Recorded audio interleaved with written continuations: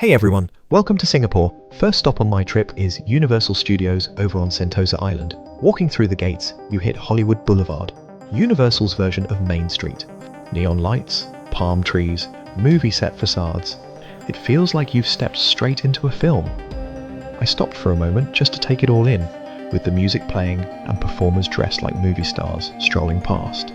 It really sets the tone for the whole park. From there I went straight to Jurassic Park. The boat ride looks calm at first, drifting slowly through dense jungle with mist in the air. But pretty quickly, you're spotting raptors in the bushes, hearing the gates creak open, and then suddenly you're face to face with a giant T-Rex. The finale comes with a steep drop and, of course, a big splash. There's no escaping it, you're getting wet. After that, we hopped onto the Sesame Street Spaghetti Space Chase ride. It's light-hearted, colourful, and full of playful characters. The sets are vibrant, and the ride is aimed at families, but honestly, it's still a lot of fun to zip around in the dark with Elmo and friends. Next, we wandered through ancient Egypt. The area is impressive, with towering statues, massive stone columns, and sand-coloured temples. Inside, the mummy ride is a whole different experience. Dark corridors, sudden launches, and fire effects that make it feel like you're being chased. It's intense, and one of the standout rides of the park. After cooling down with a snack and some shade, I made my way to Far, Far Away, which is basically a storybook kingdom come to life. The castle towers over everything, shining white and gold, and inside is the Shrek 4D show, complete with moving seats and water sprays. Around the land you'll find plenty of Shrek characters wandering about, and even the minions running around.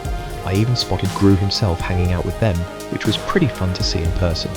The whole place is loud, colourful, and buzzing with energy. Finally, we hit the Battlestar Galactica coasters, the twin rides with Human and Cylon tracks.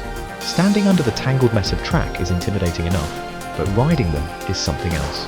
The Human side is smoother but fast, while the Cylon side dangles you with your legs in the air, full of loops and corkscrews. We did both. Very intense, very scary, and definitely the biggest adrenaline rush of the park. That's a little slice of Universal Studios Singapore. It's smaller than the big US parks, but it's packed with charm and makes for a perfect day out while you're here. After leaving Sentosa, I headed over to Chinatown. The streets there are a maze of narrow lanes, red lanterns strung overhead, and stalls selling everything from souvenirs to traditional snacks. The mix of temples, shophouses, and the smell of street food in the air makes it one of the most atmospheric parts of the city. I tried some satay skewers from a hawker stand and browsed stalls filled with silk scarves, teapots, and calligraphy brushes. From there, we went over to Marina Bay. We started around the ArtScience Museum, that lotus-shaped building on the water, and took in sweeping panoramic views of Marina Bay Sands and the city skyline. We also walked across the Helix Bridge, the DNA-inspired walkway that curves over the bay, giving more great angles of the skyline and the water. The whole area feels futuristic, with glass towers reflecting off the bay, boats moving slowly across the water, and the buzz of people relaxing on the promenade. As evening approached, the city lights began to glow, and the whole place transformed. It's one of the most iconic spots in Singapore, perfect for capturing the contrast of cutting-edge architecture and waterfront calm. As we made our way around to the Merlion, it started raining, but the air stayed warm, and the showers just added a different kind of atmosphere to the walk, almost making the city shimmer even more under the clouds. The next day it was raining again as we headed to Arab Street.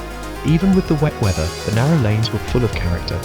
Colourful shophouses, textile stores, little cafés, and all kinds of quirky shops. We visited a bracelet workshop where we actually made a bracelet from scratch, which was a really fun, hands-on experience. The same shop also sold vintage cameras and old computers, adding to its eclectic charm. Nearby, we found even more shops and restaurants, all Arabic themed, with the smell of spices and grilled meats filling the air. We ended the day by visiting the Sultan Mosque, Masjid Sultan, with its golden dome and striking presence in the heart of the district. The rain let up just enough for us to walk around the mosque grounds and soak up the atmosphere. That ended our short time in Singapore. It felt like we'd packed a week into just a couple of days. From roller coasters and futuristic skylines to historic neighbourhoods and cultural landmarks, Singapore showed off so many sides of itself in such a short span.